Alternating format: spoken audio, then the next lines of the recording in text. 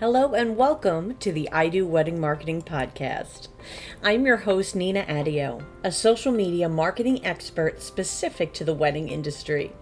On this show, I discuss tips to help you DIY your social media, as well as getting the confidence and income to outsource it. Thank you for allowing this episode to come through on your Bluetooth, your car radio, wherever it may be you're listening from today. Now, let's take your wedding business to the next level. Hello, everybody, and welcome back to the I Do Wedding Marketing Podcast. Today, we are continuing our 30 days of episode marathon, and it is our first interview of this series. It is with my good friend, Pauleen of Politan Marketing, and she is a bit of a branding expert, and she works with wedding venues and people in the industry. She even used to be a wedding planner before she went full-time with her social media and marketing business. So I thought she would be perfect to speak on branding for wedding professionals and the difference it can make in your business. Before we get into this interview, I would like to remind you that I'm going to be participating in the Book More Weddings virtual summit. This is a virtual summit of different speakers who will be speaking on topics relating to the wedding industry, marketing your business, and essentially just to book more weddings. So some of the topics you're going to be hearing throughout these days are 4 keys to a money-making marketing plan, the power of working with a wedding planner, why you're getting ghosted, using Google Ads to reach and convert the right couples, booking weddings and selling your team, packages and pricing built for profit, and so much more. I will be speaking in the summit. I will be talking about how to establish experience when you're just getting started, and you can join the virtual summit for free. You can get a free ticket. I will have the link in the show notes, or you could also visit me on Instagram, my website, and I'll have all the information there as well. But I'm really excited about this. It kicks off August 22nd. But I don't want to chat too much before the interview because Pauleen shared so much great value, just juicy info that you guys are just going to love. And Pauleen is going to be back. We're going to be doing another episode today, and she's going to be, we're not doing it today. We're going to be recording it in a few days, and it's going to be all about upselling in your business and the importance of it, and how we forget to upsell in our marketing. So that will be coming out throughout our 30 days of content. So make sure you subscribe so you can check that out. And also all of Pauleen's information is going to be in the show notes so that you can follow along with her. But now let's get to the interview. Pauleen, thank you for being here. So where are you coming from today? I'm coming from my office here in Rochester, New York. Beautiful, beautiful. Are you about to get a heat wave there too? It is already hot here. I feel like it's been never-ending heat Yeah. for sure. I'm in Long Island, New York, and we're getting ready to hit our first triple digits of the season. Oh So, my gosh. I don't know yeah. if we hit triple digits yet, but it's felt like it for sure but it gets humid up here. Yeah, so maybe by the end of the week, I hope you're keeping the dog cool. Yes. Yes. So today we're going to be talking about branding. And Pauline and I, we have our side chats all the time where we just talk about business together. And I really saw you light up over the topic of branding. And that's how we came to settling on this to talk about today. So pretend I know nothing. What is branding and what is encompassed and included within that term? Yes. So essentially, branding is the identity of your business. Really, the factors that you can control in the presentation of your business. So obvious elements, we're thinking logo, we're thinking fonts, colors, taglines, but we can also include things like patterns, icons, the way you lay things out graphically, the voice that you use in your writing, word choice, also physical elements like packaging. What does that look like?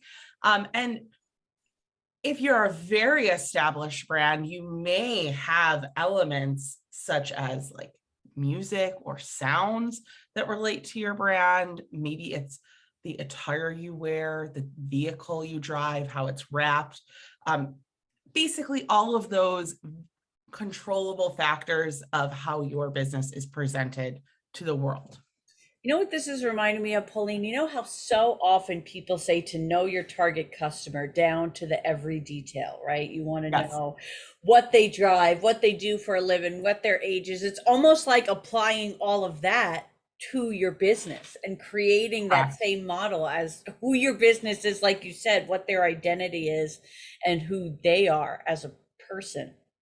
Yes. And a lot of this is, certainly there, you have to hire someone to pay to create a logo for you, it costs money to do packaging, but some of the elements like what am I going to wear, to meet with a client?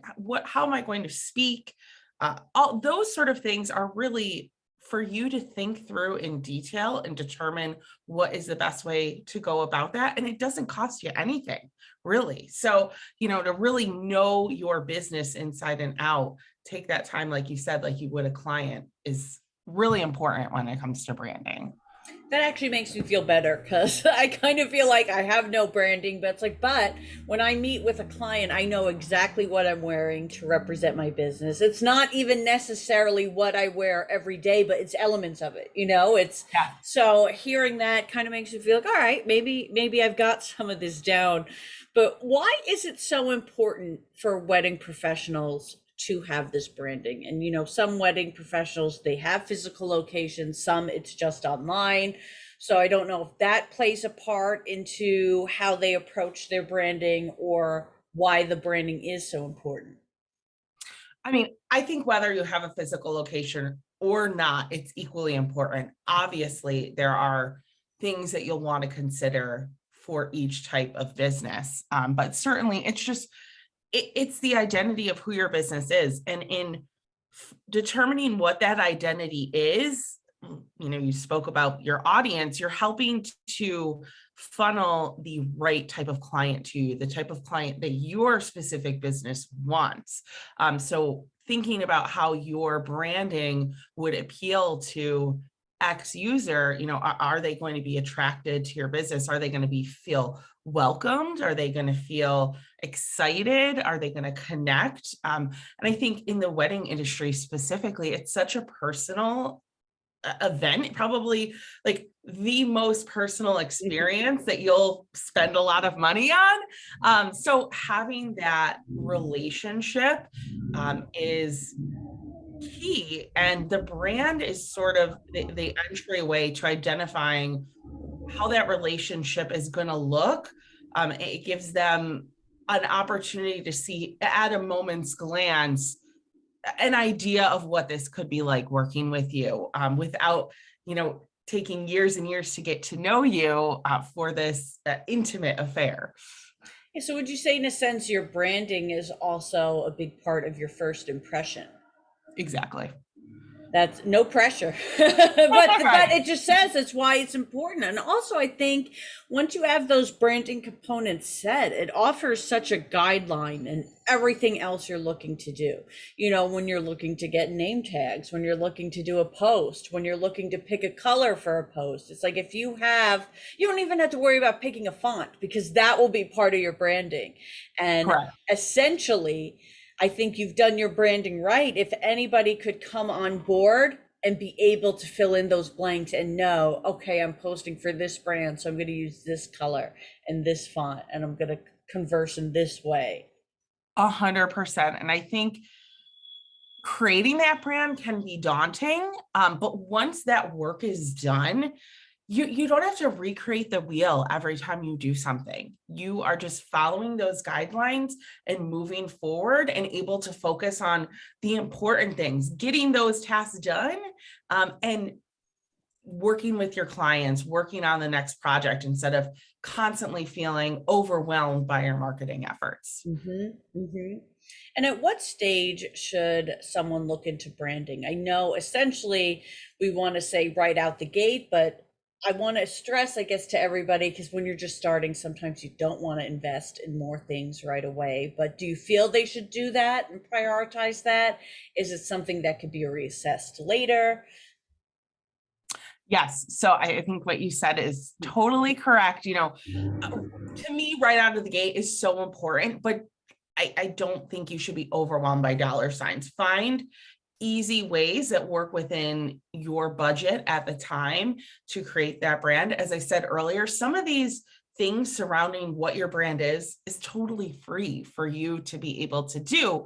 And then a little bit down the line, I think you can polish that brand with a more professional logo, maybe just some more professional insight and thoughts surrounding what that brand should be and look like. Sometimes when that polish happens, it may look completely different from that original brand. And it's possible your business looks very different from when you created that original brand. Or sometimes it's just a solid professional polish that you need to take you to that next level. So right out the gate for sure, but anticipate that you are going to be making adjustments later down the road. And you'll see a lot of massive businesses do that all the time. They design a new logo. You'll see them polish things and tighten things up, simplify things. So know that once you make a commitment to that brand, make a strong commitment, but no, it's not the be all end all down the road.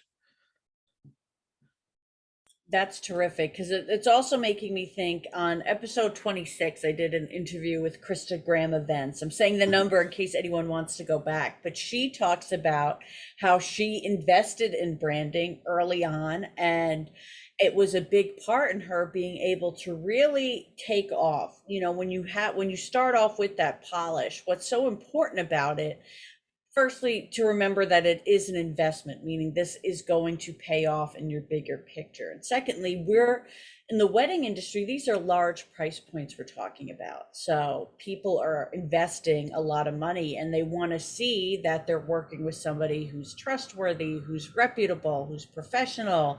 And when you have that polish and those branding elements in place, I think it can really lend itself to that. What do you think, Pauline? Yes, I totally agree. And I think that, as you said, this is a big ticket item. It builds trust and confidence when you seem bigger than you are. A lot of the feel around the wedding industry sometimes is bigger is better sort of a scenario. I need the most extravagant, I need the most luxurious. And you can give that appearance with how you've positioned your brand.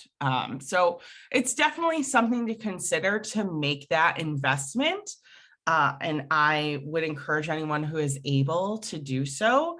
But again, it's not your business is not going to flop if you don't either. Right. There are so many elements. Branding isn't the be all end all of if your business is successful, but it's really going to help steer that ship significantly. Yes, it's a help. You never hear somebody say, I wish I didn't invest in branding, or I wish I didn't do this branding exercise, So it's something like, I think you mentioned the term next level or to up level your business. And that's really, I think, the takeaway here is that this is something that can really kind of hyperdrive that for you. So let's say there's somebody listening and they're sold.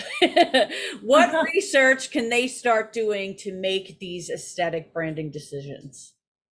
There is so much research out there. I think you can go on any social media platform and see content that people are posting about branding. You can go into groups within your broad industry, the wedding industry in general, of wedding professionals, down to niche, if you're like a photographer or something, see what other people are doing, ask questions. Also, hiring a professional marketer or brander doesn't necessarily mean it's going to be thousands and thousands of dollars for them to do everything for you. You could hire them for an hour consult and then do it yourself. So see what's in your budget that you can invest in terms of the research component if hiring someone outright isn't in the budget. The other thing I think important in terms of maybe like market research, if you will. I think a lot of people easily, make a logo or do something and ask their family and friends. I would encourage you, sure, ask them, but make sure you ask people who are not your family and friends, because your family and friends are going to say everything looks great, or they may have a very specific lens around what you're doing, whereas the outside world will have a more general viewpoint of what your potential customers would actually think of what you're creating and actually how they would feel about the presentation of your brand. So, I think doing that is also a really important part. And I think for those businesses that don't invest in working with a professional and spend a lot of time on creating things in a cost-savvy way, sometimes they come up with materials that maybe don't meet what they were looking to achieve, and they have no clue because they haven't gone out and asked the general public of the world. They've only asked their circle. Yeah, and that can be easy as asking in a Facebook group. I mean, I believe we're Yes. both in, it's a very broad group, Women in Marketing, but all the time you will see, you have a lot of new women in marketing getting advice from really experienced women just by having the courage to post and share their logo templates and say, which do you like better and why? And people answer in droves. Yes. Hundreds and hundreds of answers. So, utilize those platforms to your advantage before you put things out to the general public, in your local area to start marketing your business. Yes. One thing I did when starting out was I used a free website platform, Wix, and I just made like a website vision board so I could see what Oh, it all looked like. And before I even had my business, I was like, let's play with this. Let's map it out. What do I want this to be? So Pauline also mentioned social media. You can make a Pinterest board of ideas or just go to your favorite people, like Pauline mentioned. I love to look at people outside of weddings. And what you'll notice is people with really large followings. Sometimes when you're scrolling your feed, you realize it's from them before you even see the handle. And that's because their branding is so good, where they're using the same fonts or color schemes or filters on their photos. So that's something, maybe challenge yourself to look out for that after listening to this. And you can message myself or Pauline. I'll have her information in the show notes and let us know what you find. absolutely. And, you mentioned the vision boards. I definitely would encourage anyone to, just as you should have a business plan, you should also have a brand board, the simplest form of branding guidelines for your business. And on that board, it'll have your colors, maybe some visual photos that represent your business and the aesthetics of your business, the fonts, your logo. And you can kind of start that out as more inspiration and then fine tune that to be specific to your brand.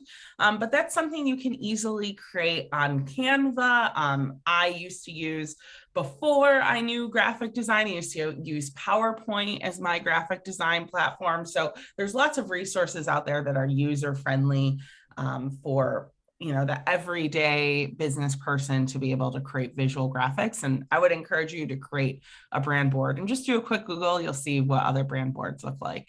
Terrific. That I kind of want to just start doing one myself. This has me Yes. excited. Or even take the magazines and do some glue and magazine cutouts and see what I can Old find in the school. wild. Yeah. So what's some of the transformations you have seen after clients have committed to branding or even rebranding in some instances? Yes.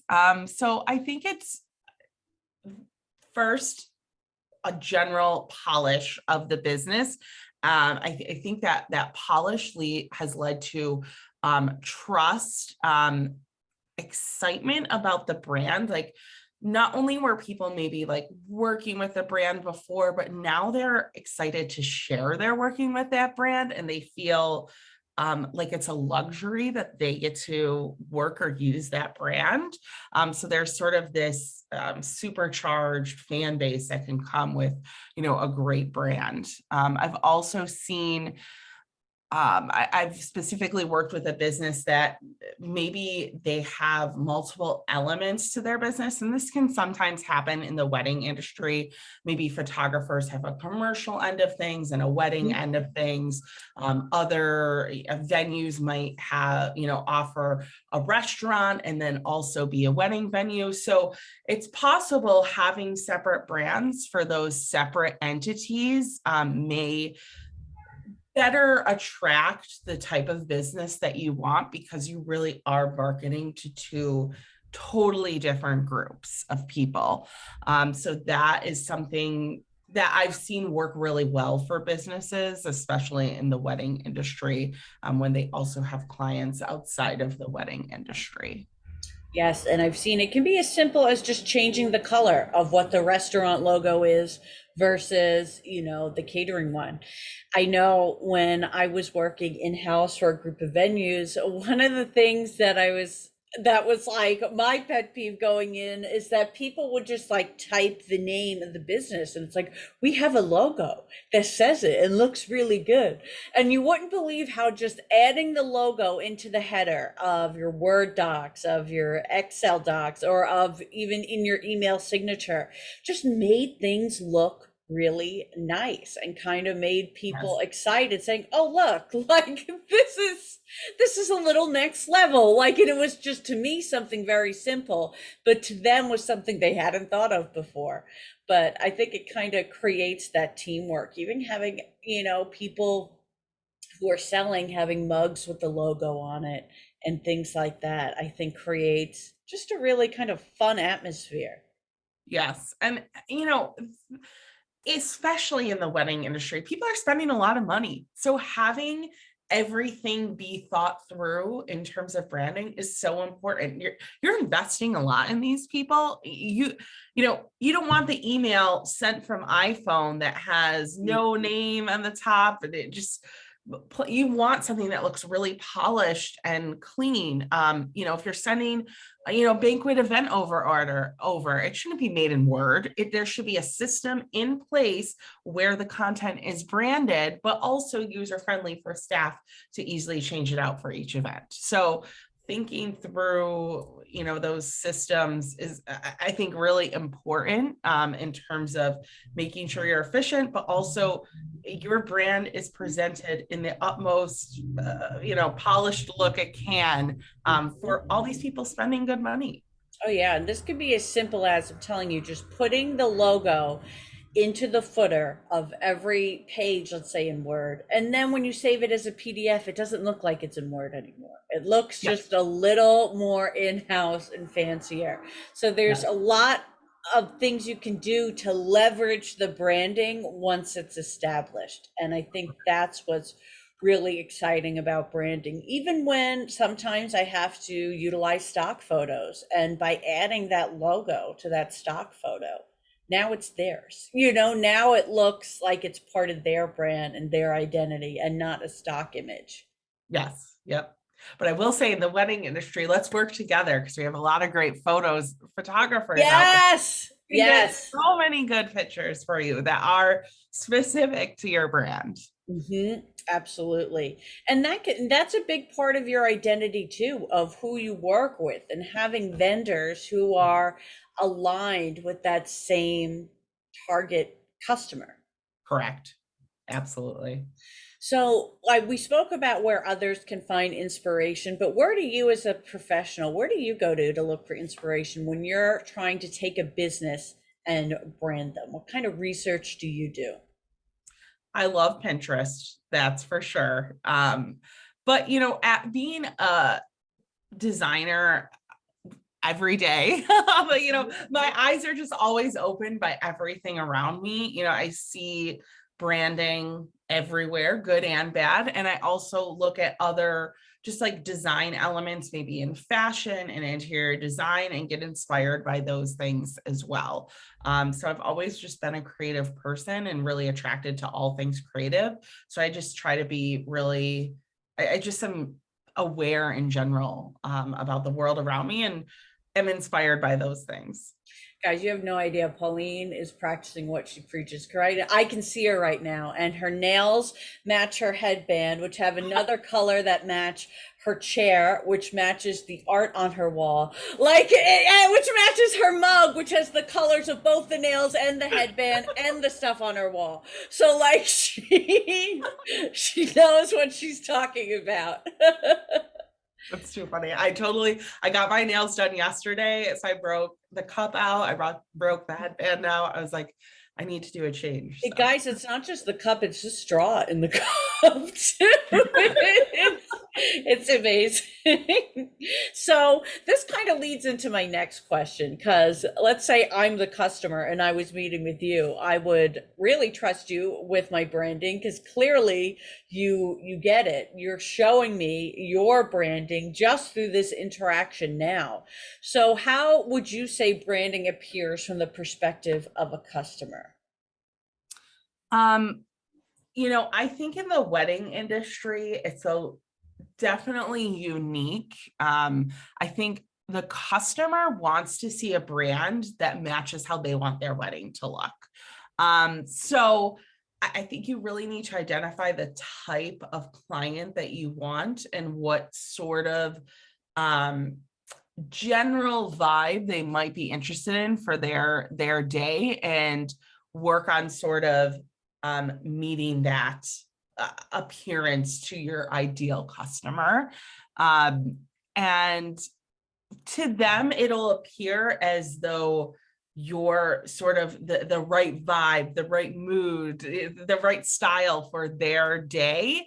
And it's really just, obviously, do you fit in their budget? Does your personality mesh? And you should be good to go from there.